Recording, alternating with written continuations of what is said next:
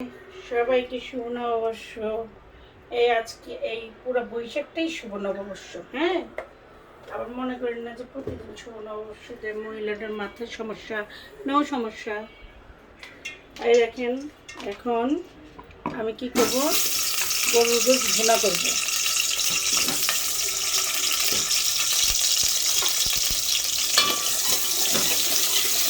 এখন এটা একটু ভেজে নেব, আলুগুলি হালকা করে।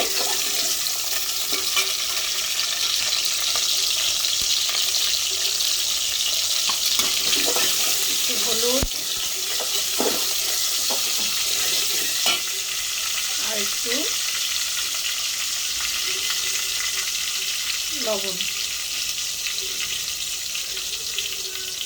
যেহেতু মাংসটা যখন সেদ্ধ করছি সেখানে আগেই অনেক লবণ দেওয়া আছে, তাই অন্যান্য এখন যেগুলো উপকরণগুলো মাংসটাতে মেশানো হবে ওগুলোতে একটু বুঝে বুঝে লবণটা দিতে হবে।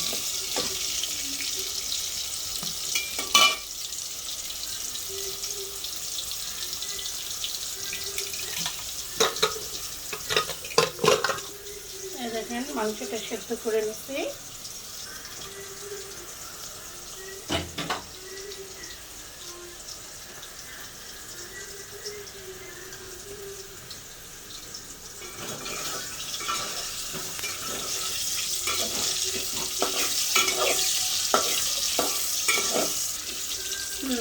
দেখুন এগুলো হালকা হালকা ভাজা হয়ে গেছে। এখন এগুলি মাংসের সাথে একসাথে করে মিশিয়ে দিচ্ছি।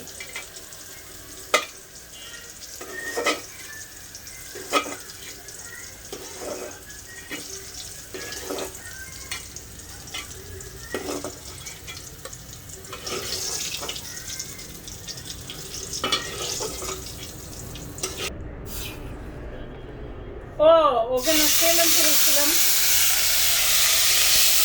সারাদিন। আজকে মা একদম ভুনা ভুনা করবে, মাখা মাখা। ব্যাস, মানে একরকম ওই মাটন কষার মতো করে করবো আর কি। এখানে কোনো জল মানে পানি টানি দিব না, কিচ্ছু দিব না। এখানে দিয়ে দিলাম আদা রসুন পেঁয়াজের পেস্ট। এখন দিচ্ছি একটু হলুদ, হালকাই দিই, হলুদটা খুব বেশি খাই না। আর মরিচ হচ্ছে পরিমাণ মতো, যে যতটুকু ঝাল খায়, বুঝছো না? এইটুকু এই মশলাটা অল্প পানি, হ্যাঁ পানিটা দিয়ে মশলাটা ভালো করে কষাতে হবে।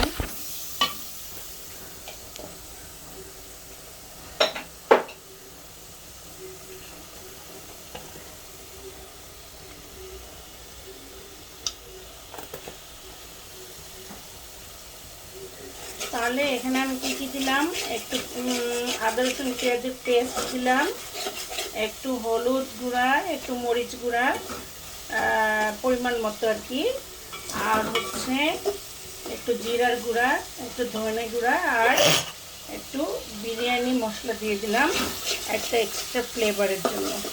খুব ভালো করে কষাইতে হবে যাতে কষতে কষতে তেলটা উপরের দিকে চলে আসে। আমি একটা মাংস মশলা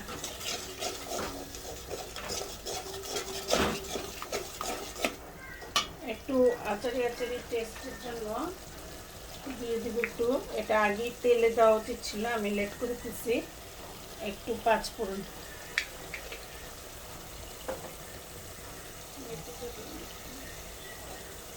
দিয়ে দিলাম, দুটো এলাচি, একটু লবঙ্গ, একটু গোলমরিচ। আর রান্নার ভিডিও একটু দিয়ে দিলাম একটা কালো এলাচ আর দুটা দারচিনি। দিয়ে দিলাম একটু মেথি। মেথিটা যত বেশি দেয় ততই টেস্ট হয়, আমি কম করে দিলাম। আর একটু দিয়েই দিই, মেথির মাংসটা খেতে আসলে অনেক টেস্ট। আমার সেদ্ধ মাংসটা। দেখুন আমার এখন এটা আস্তে আস্তে কষানো হবে। একটু পানি দিয়ে দিয়ে এটা ধুয়ে জাস্ট সামান্য, যেহেতু প্রেশার কুকারে আমি অর্ধেক সেদ্ধ করে নিচ্ছি আর বাকি অর্ধেক এখানেই হয়ে যাবে।